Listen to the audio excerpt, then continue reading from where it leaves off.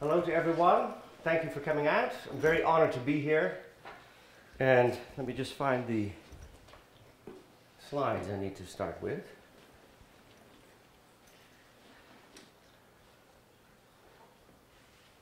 Okay, there we go. So, what I want to do very quickly, you'll see here I've made a very short outline for you so that you can follow the basic frame of this talk. I want to diagnose what I think are the relevant issues around segregation as they pertain specifically to education, but you will hopefully take away from this talk that the discussions about segregation don't only pertain to education. I'll explain in 10 minutes or so why I'm going to focus on schools and why I think it's important that we look at schools institutionally over, say, other institutional areas. I'm going to look at and ask you to reflect upon what I call a dominant frame of analysis or theoretical framework for how we understand spatial injustice, particularly as it pertains to segregation. And I'm going to critique that view. Some of you have already had a bit of a preview of how I will critique that view, but I'll do so hopefully in a much more detailed way here. I'm going to, and I'm interested generally in seeking out alternative strategies or frameworks, theoretical possibilities, than the ones that we have been looking at for half a century, in which much of the time fail to get us any further, either in our analysis or in our proposing solutions about what we ought to do about the sorts of injustices that we come to expect are associated with certain types of segregation. And I'm going to do that by framing some of what I do by strategies that I would refer broadly to as justice strategies or pragmatic strategies of justice from below. And I think that much of the time when we talk about spatial justice, and when I say we, I do mean literally people who look like me or that look like us. When we talk about spatial justice, we often frame these matters in ways that reflect upon our own interests or say something about how we're positioned vis-a-vis these questions and vis-a-vis these challenges. So I want us to try to think outside of that, and it's very hard to do if you look like me or if you come from a place like me. So, and I would suspect that all of us being at the university, you're near enough to my position to be able to appreciate something of what I'm saying. We're all in a, relatively speaking, we're in a position of privilege to be sitting here and discussing these issues in a rather academic way. I want you to look at these names or labels or places, spatial signifiers on the screen. Just look at them for a second. And what do you think that they signify? You might not know every single one of them. Can somebody tell me what the Castro district refers to, for example? The gay district of San Francisco. Okay, thank you very much. Can anyone tell me what Bijsterveldt might signify? That could be tricky. Well, it might not signify anything, even to people who might be from Bijsterveldt, but for some residents of Bijsterveldt, it signifies, and to many residents of Amsterdam, it signifies a part of the city on the southern edge with a higher than average Jewish concentration. Now, if we were a small group, I would ask you to, and we could take an entire hour, analyzing, explaining, drawing comparisons and contrasts just with these 5 spatial signifiers there on the screen. But what some of you must be thinking by now is that with most of them, and possibly with all of them, there are certain shared characteristics. Certainly when we see that curious Dutch word, apartheid, in the top of the list. And curiously, it is the one word, the one Dutch word that is known better than any other Dutch word in the world. And it signifies, of course, oppression and involuntary segregation. It signifies white domination, white supremacy. So does Jim Crow. Jim Crow would describe laws that were, for some of you who may not know this, describe laws post-emancipation of slaves in the United States that were imposed, not unlike apartheid laws in South Africa, as a way of regulating white space versus black space. And these shameful episodes in history have long-lasting impacts. What do we do, though, with Chinatown? And there's a lot of Chinatowns, and clearly I'm not talking about Beijing. I'm talking about, because that would just be one enormous Chinatown. I'm talking about Chinatowns such as the ones you would find in Amsterdam, or the small one, or to go back to San Francisco, there's a very big one. New York City has a very large one. Lots of cities in many different places have these Chinatowns or Chinese enclaves. What do we do with that? And that's a tricky one, but maybe it's not unique either. In the Huffington Post just 2 weeks ago, we found this, or rather I found this article, How Racism Created America's Chinatowns. And it goes on to chronicle in rather graphic history and detail how policies, not unlike apartheid-like or Jim Crow-like policies, were enacted and imposed to corral or to keep in certain spaces Chinese immigrants, to limit them from renting or purchasing property or opening businesses and so on, or having rights to access parts of the city. And yet we still have Chinatowns. Chinatowns have become tourist destinations. Chinatowns mean big money for a lot of cities who can offer something cosmopolitan to the ordinary tourist.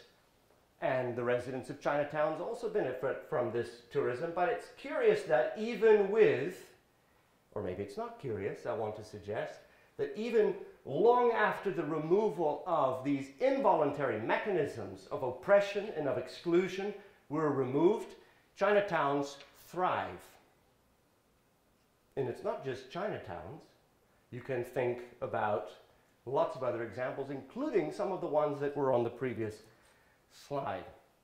Now, this is a lecture series in spatial justice, and I want to try to frame this discussion about segregation along these lines. And this is how I think, but I'll leave it to you as a well-informed audience to tell me later whether you think I get this right. This is what I think is a rather classical framework for how we understand segregation. Think about that word, segregation, segregatie. It also has the same negative connotation in Dutch that it does in English. So even when we use the term segregation, or when we see it in print, or when we describe it as a phenomenon, we already have something embedded in our vocabulary which suggests something or has a connotation of being something negative. These are, I think, some ways in which we, in the literature, we academics,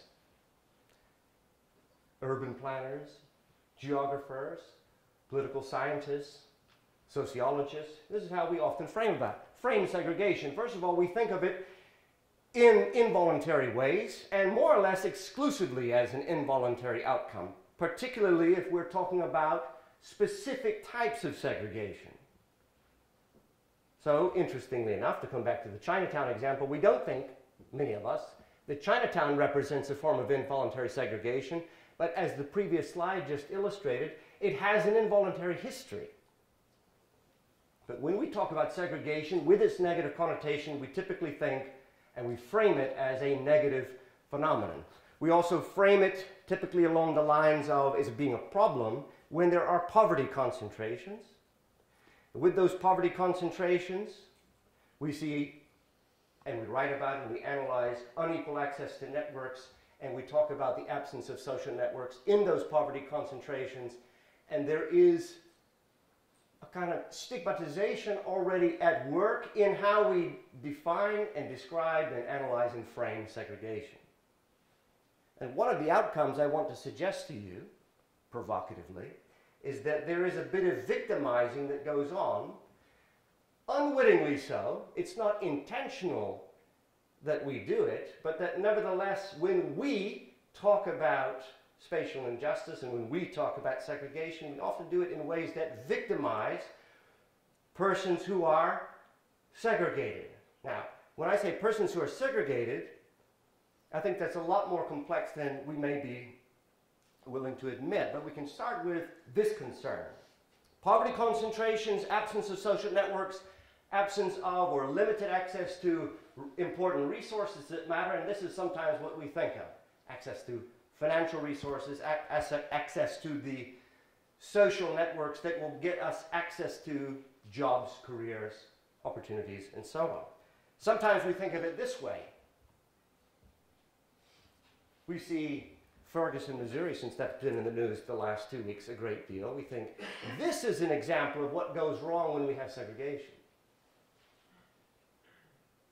But if we're paying attention at all to what the good folks of Ferguson are protesting, it's not segregation they're protesting. They're protesting, of course, police brutality. They're protesting lack of representation in city government. They're protecting harassment. They're protesting profiling. They're protecting institutional racism. They're not protesting the fact that they live in a black neighborhood. And that's something we ought to bear in mind. So, however we frame the terms of segregation, what I want us to do a bit of this evening is to reflect upon what are some of the hidden assumptions that we have as researchers and as academics when we talk about it, when we write about it, when we analyze segregation. Now, as we've just seen, when we talk about segregation, spatial concentrations, as geographers often refer to it, we see it in these terms. We think about inherited differences over which we have no control. You don't choose your parents, you don't choose your neighborhood, you don't choose the school that you were sent to as a child, you didn't choose your peers when you were young. There were lots of things over which you have no control, and still don't have much control, but particularly when we're young. And we certainly don't choose the genetic inheritances that we have. So there we have the involuntary, and built into these inherited differences or inequalities, we have real structured inequality. So when we talk about schools, public transportation, community centers, policing, and other types of services and goods that we would like to have equal access to, there are already structured inequalities built into those phenomena around us. When I say institutional racism, what do I mean by that? I want to suggest to you that when most of us think about racism, and I mean by most of us, I mean people who look like me. When we think about racism, we think about something that one individual does to another person who has hateful thoughts or discriminatory speech. We think of the Geert Wilders, for example, who says minder Marokkanen. We think of people who throw bananas on the soccer field at black football players. We think of those instances as racism, and it's absolutely right to see these as instances of racism. But these are minor, personal exhibitions of racism, and the types of racism that I'm particularly concerned with are those structured, institutionalized forms of racism, where your background, your ethnicity, your identity markers very much situate your place in society and determine to some considerable extent what your opportunities are. Where you live, how you will be treated, what schools you go to, how your teachers will view you, how your prospective employers will view you.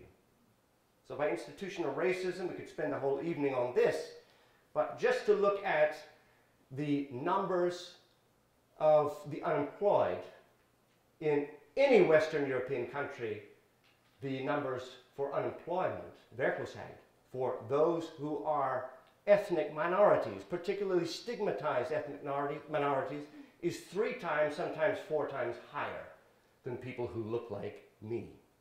So when I'm talking about institutional racism, I'm talking about this as being one aspect of involuntary, an explanatory variable to make sense of segregation, but it is one that we pay very little attention to when we write about segregation and the stigmatizing effects.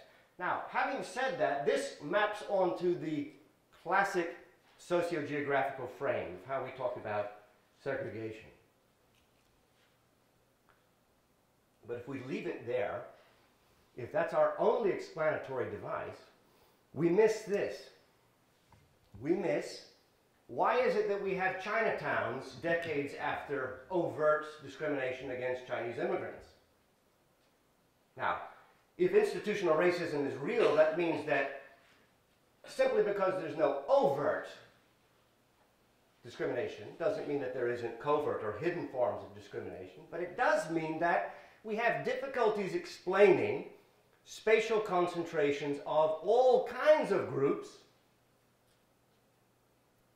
even when we don't have any strong evidence of discrimination or racism being directed against these groups. Now, in the book on which this talk is based, I called this factor the non-facilitative principle, and the non-facilitative principle very simply is freedom. I have the freedom, if you follow there what's on the screen, I have the freedom to think what I want to think. That's my freedom of conscience.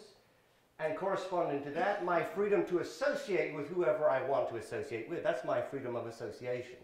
And in all liberal democratic societies, these basic freedoms are prized. They are considered to be of utmost value. We don't want to give away these freedoms. Now, if these freedoms go for one person, they go for everyone. We take them seriously. It means that even victims of racism, even victims of stigma, even victims of discrimination, have these freedoms, even if their freedoms are more restricted than my freedoms are.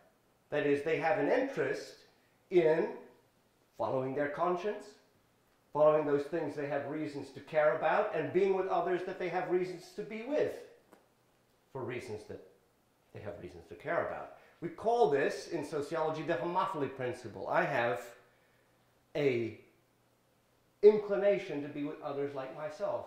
Very simply, if we take homophily and we take it apart, we have the love of sameness. So, in general, I am inclined to be with others like myself on the basis of shared language, shared religion, shared political perspectives, shared musical tastes, shared ethnic background, etc. And even if I'm a nonconformist, I am inclined to be with other nonconformists. Now, when I say this, I'm not suggesting to you that there are not exceptions to the rule. There are always exceptions to the rule, but the homophily principle will broadly explain why it is that we have spatial concentrations even when we see discrimination, racism receding into the background. What's left over? Is this only the residue? Is this only the after effect of discrimination? Or is there something else taking place? I want to suggest to you, as you see here on this slide, if we want to explain segregation or spatial concentrations, we have to take both of these factors as explanatory variables seriously. Both of them. And by taking the voluntary aspect seriously, I'm not minimizing the involuntary. But too often we look at the involuntary and we leave it there. Now, I'm interested to find some type of alternate framework. That is, how could we not only understand spatial concentrations, why do they come about, but then, so what? Who cares that there's a Turkish neighborhood, that there's a Jewish neighborhood, that there's a Moroccan neighborhood? Why should any of us care? Now, I'm interested to, as we've just seen, combine these two factors. I think we can't focus on one and ignore the other. And by looking at institutional racism or past discrimination or ongoing discrimination, we don't get rid of voluntary impulses, I want to suggest to you. When we talk about resources,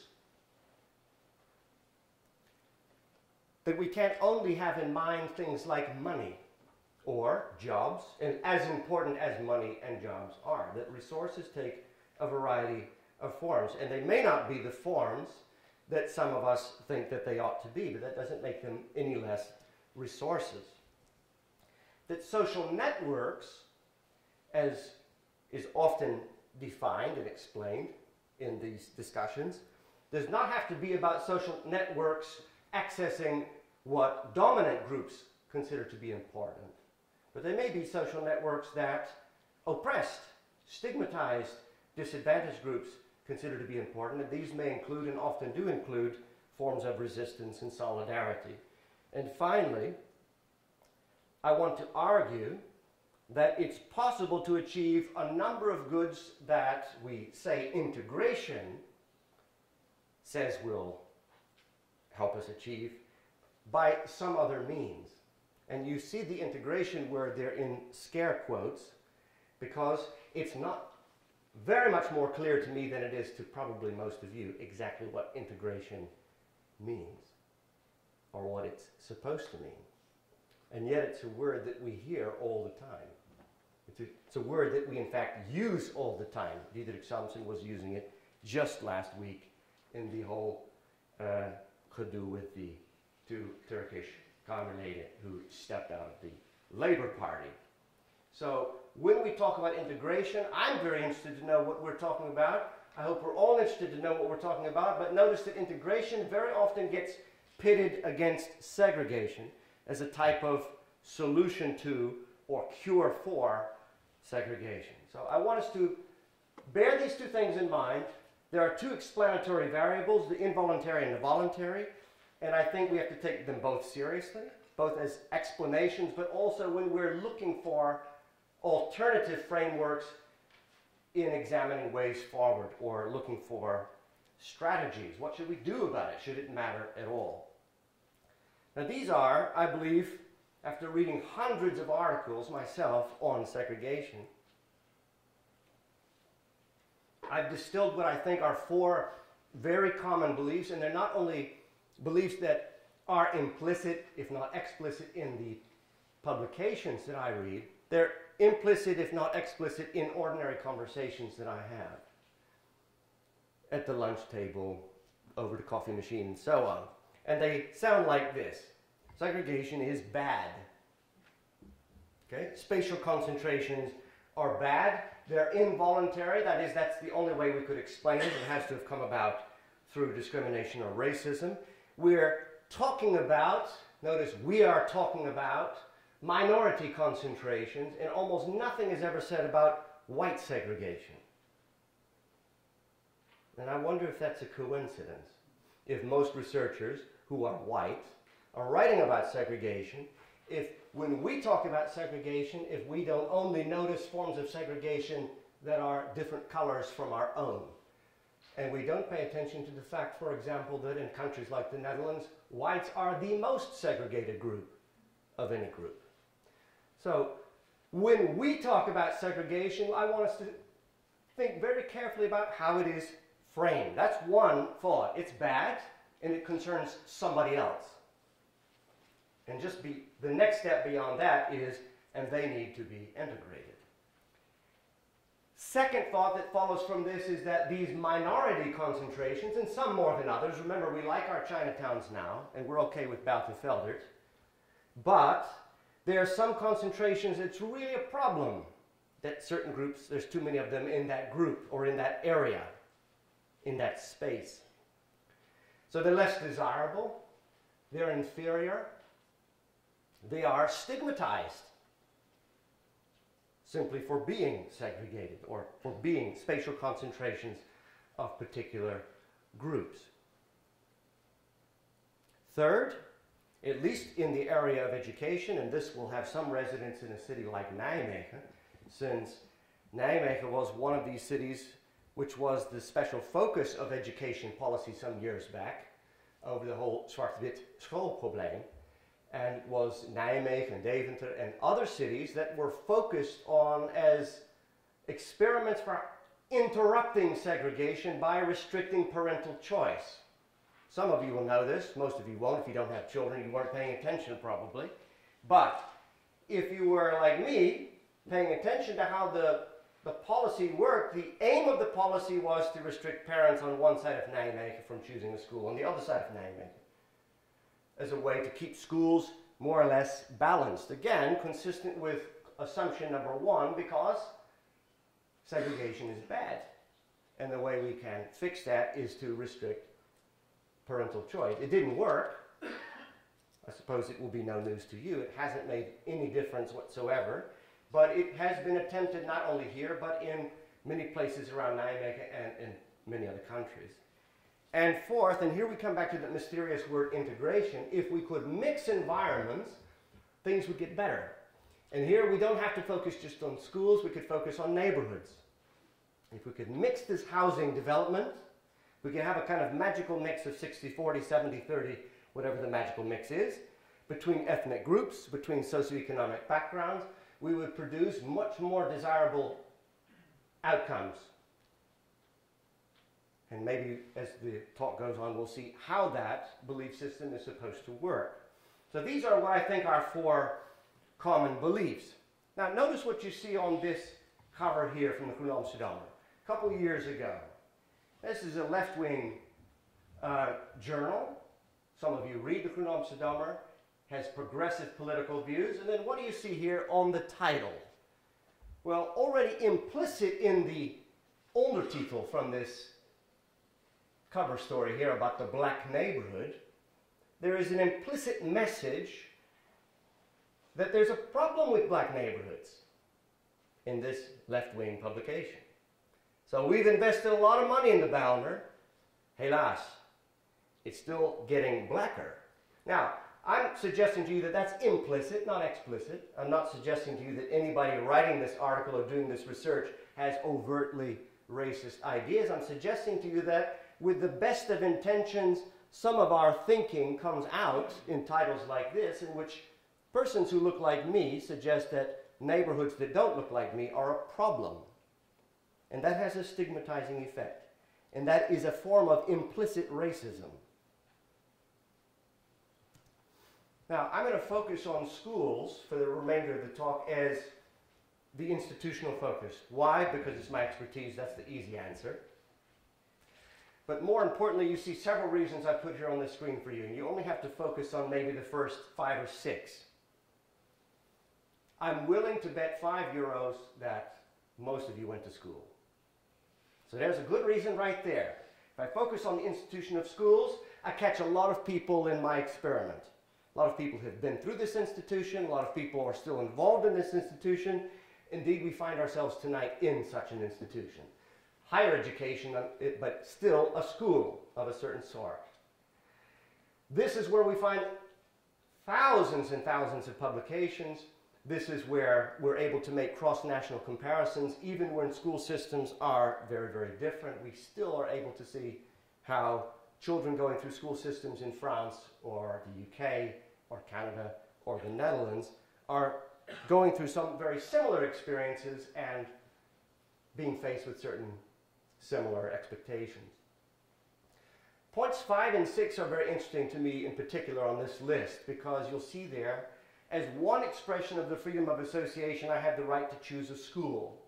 And you'll remember, I hope, 10 minutes ago when I referred to the liberty idea or principle as the non-facilitative principle. That is, when I express my liberty to choose a school for my own child, just as your parents did for most of you, we don't promote more integration, generally speaking. Why? Because schools are designed to cater to customers.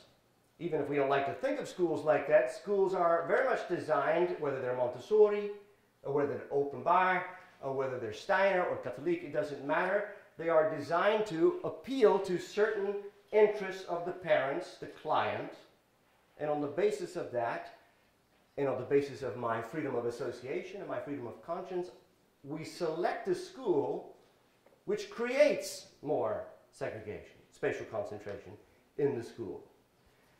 The 6th point there you see, this is a point by sociologist Irving Goffman some 50 years ago. Schools are the place where children very often for the first time encounter stigma. Whether that's a stigma dealing with their disability, a stigma with their body size, a stigma with their skin color, a stigma with the type of clothing that they wear, doesn't matter. But schools are the place very often where many of us for the first time either are stigmatized or we experience or encounter and observe stigmas taking place. So these are just several of the reasons why I think as institutions, schools, rather than say the church or the trade union or community centers is the place to look to make some of these comparisons, but not only in diagnosing segregation and understanding how segregation in schools occurs, but what, if anything, could be done about it, if it is indeed a problem. Now, clearly, Roda and Wells think it is a problem. You see their quote there on the screen. We know that attending racially and socioeconomically diverse schools benefits all students, and they go on to add, including white students, and tends to result in higher academic achievement, attainment, and foster all other short and long-term social benefits. She begins her quote with, "We know that." If you ever read someone writing, "We know that," that's your first hint you need to pay close attention to what's coming after that. But she's not alone. If we take Pierre Bourdieu's doxa idea, what that is, the beliefs that filter how we read evidence and how we go on to analyze that evidence, the belief can be found time and time and time again by all kinds of researchers, these just being 3 or 4 of the publications that I've read over the last 8 or 10 years dealing with segregation. And I've put there in bold print for you the emphasis that I want you to see, namely that all of these researchers believe that the findings of their research all point in the same direction. Okay? Studies consistently confirm what we have documented. The research record is consistent. We know that. Okay? So we know that schools are segregated. The segregation levels in the Netherlands are more or less equal to the segregation levels in the US. It might surprise you to know. Is that a problem? That depends on how you frame segregation. What do these researchers want us to know? Well, all 4 of these researchers that I've quoted from believe that the way to fix segregation, because segregation is always a problem and is always bad, is to what? Mix pupils, and we would have much more positive outcomes. I want us to see and unpack what their argument is as we go along, but first just to show you some quotes so that you can appreciate how widespread this is in the literature. But it's not just these American researchers. Here we have from the former Minister van het Onderwijs van Bijsterveldt. This was about 3 or 4 years ago, when she announced, to the great shock and horror of readers of the Groene Amsterdammer and elsewhere, that segregation was gewoon een feit. There's nothing we can do about it. We're going to stop the struggle against segregation. We're going to focus on what? You see it there on the screen. Educational quality.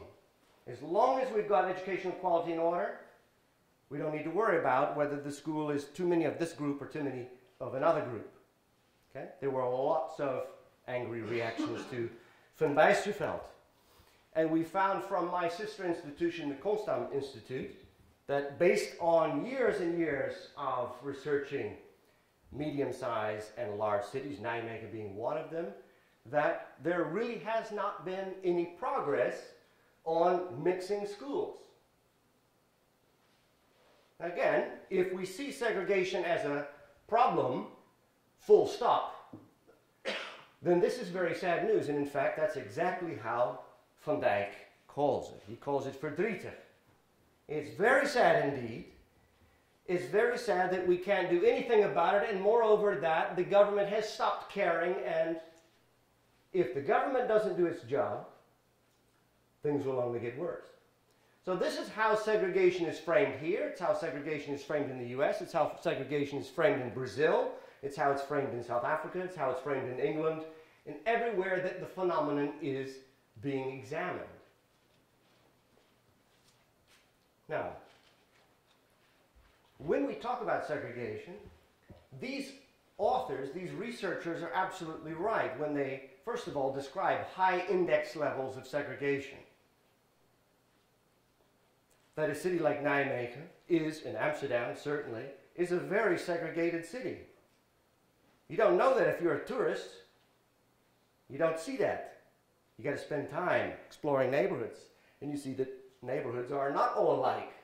Now, should we care? Should it matter? Well, we should care where there are real harms, when there is police brutality, when there is racial profiling, when the school quality or the transportation quality is inferior. We should care.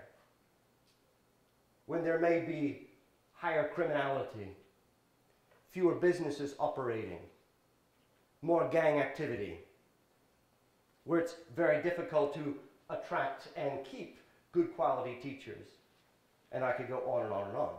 Insofar as segregation can be synonymous with real spatial harms, real spatial injustice, we should care. But we shouldn't equate segregation with injustice, is what I want to suggest to you. But when there are real harms, when there is real stigma, what is the public response? Well, we've already seen that. We need to do something about it. We need to integrate.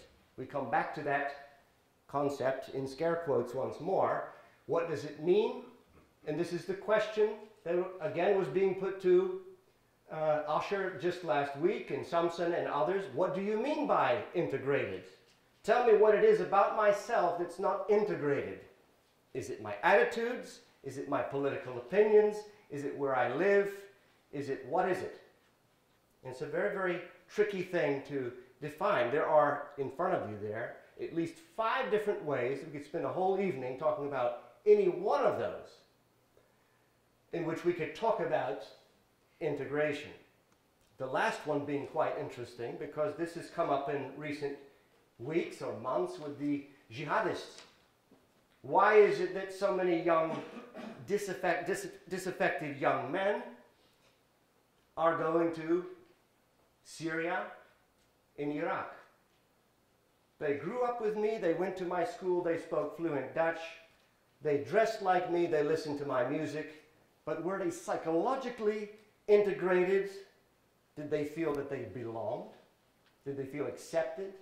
Could they really feel a part of the society that is always making them feel, with labels like allochtone, that they're not really a part of the society?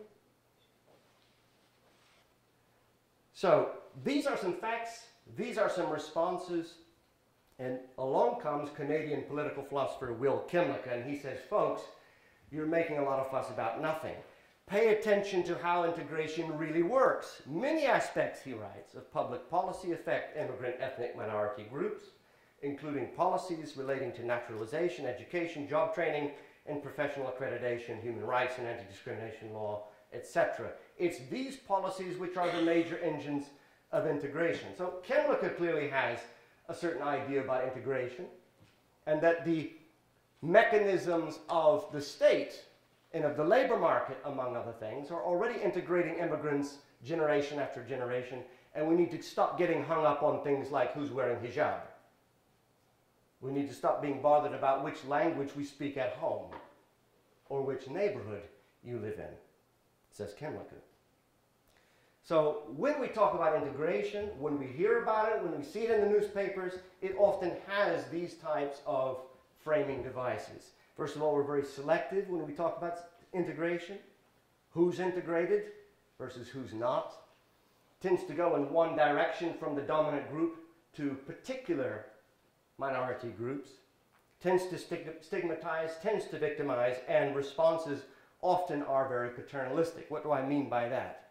What can I do for you? What kinds of policies can I implement to help you become more like us?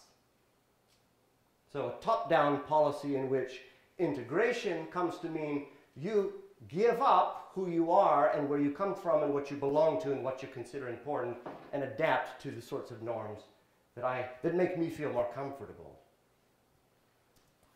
Now, as a philosopher doing this type of work, and not as a geographer, I wanted to not only try to distill the core assumptions that I was reading time and time again in these articles. Most of the time these were implicit assumptions, but also to distill what I believed were framing principles, as I call them. And I thought that they came down to these 2 things, equality and citizenship, and hence the title of this book, Equality, Citizenship, and Segregation. Notice, though, that liberty is there. Don't forget about it, because when we talk about liberal democratic theory, we can't just choose to exclude liberty, but I put it over there and I say I'm not going to use it as a framing device. Why? Because to exercise liberty, you'll remember, leads us to more segregation. I'm with people like myself. You're with people you want to be with. That doesn't tend to foster togetherness or sharing things in common. It tends to foster groups, cliques, segregation.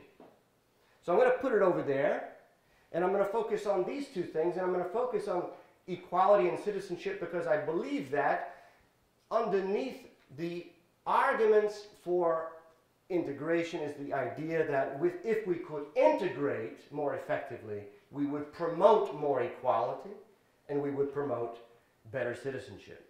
Now, I call this integrationism. You notice when I put an ism on the back of a word, it means it's become like a religion. So the beliefs I have about what integration will do. What do they look like? If we take the first side of that theoretical framework, we see equality.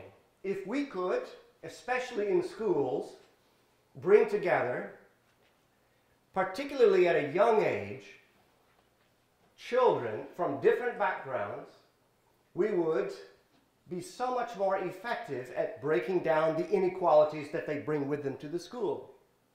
Inequalities of ability, inequalities of motivation, inequalities of language skill, inequalities of wealth and income, inequalities of all sorts of things.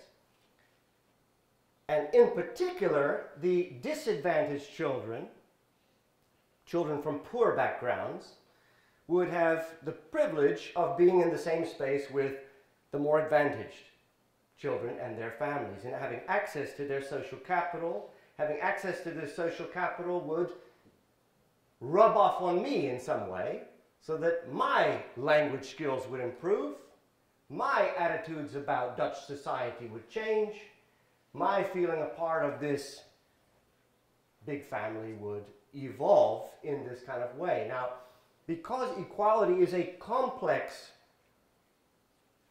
principle, I want to at least say, what could we know about equality up to a simple level, to a basic level? So my threshold or my baseline understanding of equality here for this argument is self-respect. Because I recognize that to try to achieve equality of resources, that is like equality of income, or equality of status, or even equality of recognition, that you're recognized as being of equal value, is very hard to come by in all of our societies. But is it possible, when we speak about equality, that we could at least say we could achieve equality of self-respect? How I feel about myself and my own inherent worth is something achievable when we talk about equality. Now, what do we do with citizenship? Similarly, if we could mix, preferably, young children in a school setting over a period of time, what would happen? These are the integrationist arguments, or the integrationist beliefs. We would reduce prejudice, we would eliminate stereotypes, we would foster a type of togetherness and sharing of experiences, which would lead to greater cooperation and participation and so forth. All of these things, by the way, on both the equality and the citizenship side, are very attractive ideals. So when I describe these elements of the integrationism dogma, I'm not suggesting that these are silly in any way, but simply that these are forwarded as the basis for integrating as a solution to segregating. Interesting to me, and notice the two asterisks by the last 2 points. Reasonable disagreement and dissent. We often forget this, that these are core elements of what good citizenship means. That's why the protesters in Ferguson are actually expressing their citizenship, to stand up and confront police brutality, that they are actually good citizens for doing that, in my view. We often think of conformity to rules and laws and expectations as good citizenship. We often forget these other bits, like what the students in Hong Kong have been doing now for many weeks, protesting against their own forms of oppression. My baseline here for citizenship is civic virtue. So I want to say, or I want to aim for at least a baseline understanding of citizenship where virtues can be cultivated and where those virtues can be cultivated in such a way as to foster the good of the community. I know this goes very quickly, so we'll come back to this perhaps in the discussion if we want to explore this further. Now, this is the belief system. This is the empirical report. When we look at equality, and interestingly enough, often in the same publications by the same authors, with respect to equality, we find that this is not at all how it works in mixed schools. That on the basis of socioeconomic background, on the basis of language level, on the basis of ethnic or religious characteristics, on the basis of all sorts of things, children are treated differently and grouped differently and labeled differently, such that equality of recognition, equality of status, equality of respect, equality of treatment is very elusive. It's very hard to come by if you're a member of a stigmatized and disadvantaged group. In a mixed setting, I want to emphasize. What about for the citizenship? Tell me it's better for the citizenship. Unfortunately, it tends to be just as depressing, the outcome. Again, in mixed settings. These are the report cards for how typical mixed schools do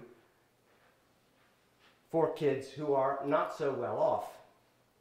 The celebration of our differences, which we often call our diversity talk, in reality boils down to assimilation much of the time, conformity, being like the rest of us, that the rules of participation and cooperation are very often not equal and certainly not equally shared, and that diversity becomes something that we can say we do here in this institution without it having very much substance. So for example, I don't know what's going on here at Radboud, but in my own university, just outside of the entrance to my building, there are all kinds of large posters up looking very, very diverse, much more diverse than this group here, and much more diverse than any of the classes that I teach. That's the image that we're promoting, that we do diversity here. Diversity is a commodity, but it doesn't really amount to very much, and certainly not if we're paying attention to the real differences that these students are supposed to represent. I'm almost done. A couple of more slides. So if the story so far is so depressing, what then? Remember, we started by saying that segregation was being framed always as a bad thing, and yet segregation levels have not gone down. They've remained more or less the same. There's no reason to think, there's no evidence to suggest that segregation levels are going to decrease. Should we despair? Should we find that verdrietig, like the Socialist Party Van Dijk member finds it? Is it really a tragic thing? Well, it might be. That all depends on what sorts of conditions are attending that segregation. But I want to say, if we care about spatial justice, if we care about being able to carve out equality and citizenship under non-ideal conditions, and let's just say for shorthand that segregation is fundamentally a non-ideal condition, I believe there are ways in which we could promote equality and citizenship that are not dependent upon integration, however it is that persons want to define integration. I myself am rather partial to Will Kymlicka's definition, but how most of us use the definition or use the word integration, we often mean something else. So I want to be pragmatic, and I want to be pragmatic in light of these facts. There are, as we saw very early in the talk, involuntary but also voluntary factors which explain clustering, spatial concentrations, segregation. So let's call that non-ideal. It would be great if we were a rainbow society and differences didn't matter, but we also have reasons to value our differences. We don't want to minimize our differences, I hope. If we take our differences seriously, then I don't want to diminish or trivialize or ignore what someone else's experience is like on the basis of gender, ability, first language, religion, etc. Those things constitute who we are. Those are identity variables that make up who we are, how we think, and how we experience the world. So these are perhaps non-ideal, but I don't think we want to get rid of them, not if we care about spatial justice and social justice more broadly.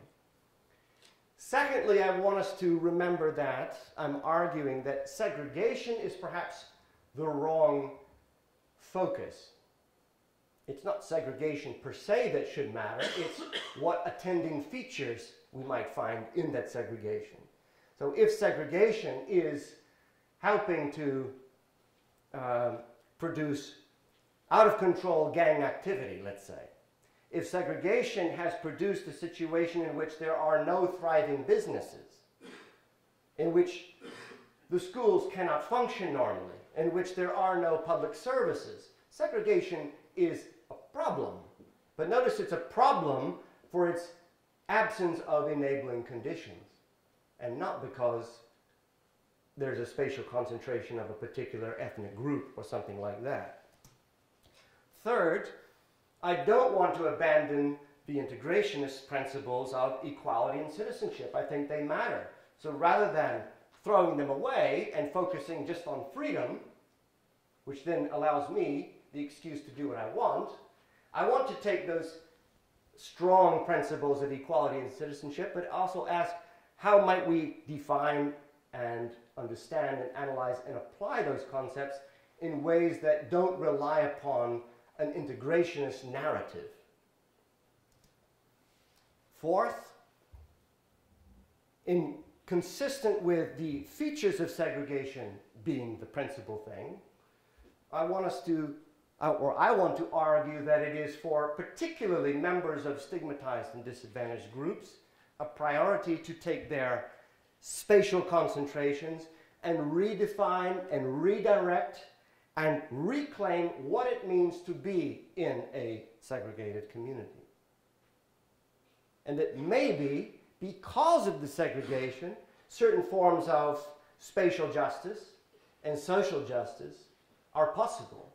And to try to reduce or dilute that spatial concentration is to have the opposite effect. But much depends on the second point here. What are the features of segregation? And are there enabling conditions present?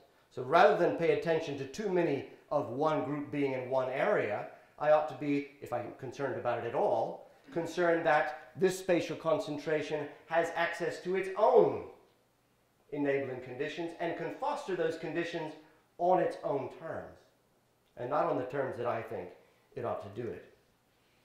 So that entails my rejecting this idea of integration as the one and only solution. But let me be clear, I'm not rejecting integration as an attractive ideal.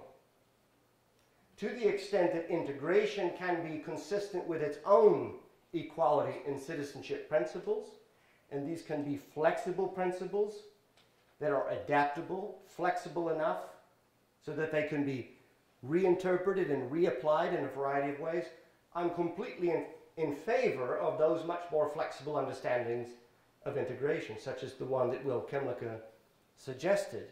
The problem, of course, is that integration rarely is defined in those ways and rarely applied in those ways. So I'm arguing here that integrationism is not a proxy for spatial justice or any other type of justice. Here really is, I hope, my final slide. And this is where I try to summarize a lot more complex argument in the book. What do I mean by a prima facie case? A prima facie case in philosophy means that certain conditions must apply, that the argument is good so long as we bracket these other variables or these other considerations, and we focus on these things. So the argument for separation, that is, that certain spatial concentrations can be conducive to spatial justice, and indeed to social justice, is depending upon certain enabling conditions being present. But I start with these basic facts. Remember that this is a pragmatic argument. And pragmatism is that branch of philosophy which is focusing on what works. So what will work under these non-ideal conditions? When you take these factors into consideration, which I don't have to repeat because we've already covered it, that's the starting point.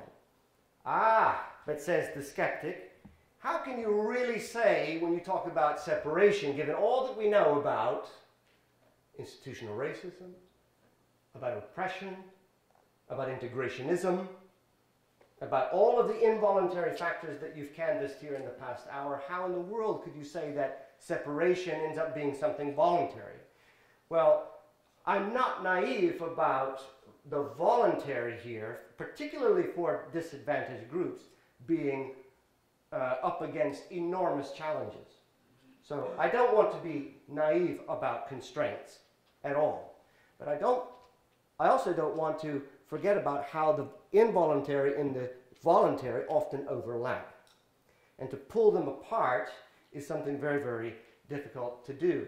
And for me to reject victimology, that is to see stigmatized and disadvantaged groups merely as victims, I think is, as I suggested earlier, a form of racism itself. So I don't want to go there. I don't believe that just because certain groups happen to have it difficult, the members of Ferguson, that they are incapable of doing anything on their own.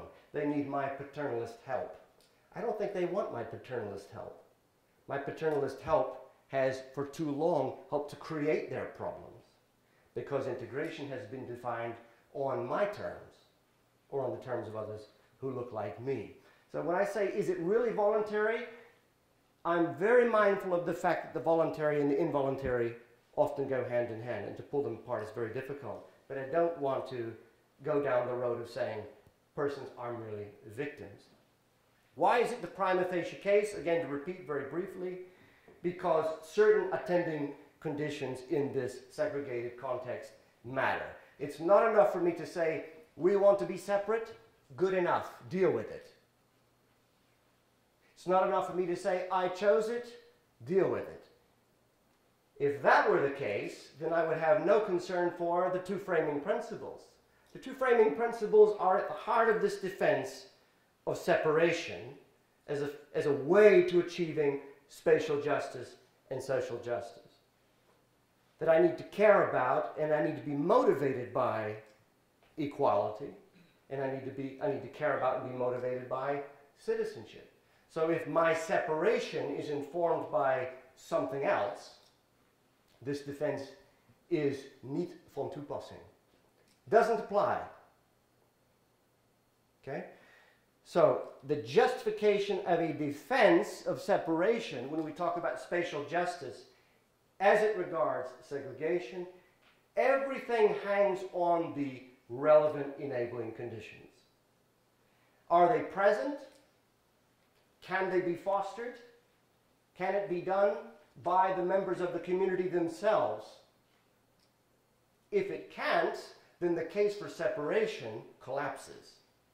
Then any talk about voluntary is really offensive, if there aren't enabling conditions either present or possible of being, or capable of being fostered. Here's my final slide, forgive me. So the title was Disadvantage, Choice, and Spatial Justice. Where did we go, and where did we arrive anywhere helpful? By disadvantage, we saw that there is an enormous amount of involuntary clustering. We started with the word apartheid. We saw Jim Crow. We asked questions about many other spatial concentrations. No doubt that there are these onvrijwillig aspects that help explain segregation. No doubt about it. But we also saw the voluntary side of it. And you also heard me argue many, many times for the role of choice in redefining, reclaiming, redirecting, and transforming what it means to be in a segregated space. Is there spatial justice possible through integration?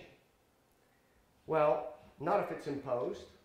That is, not if integration is defined only by members of dominant groups.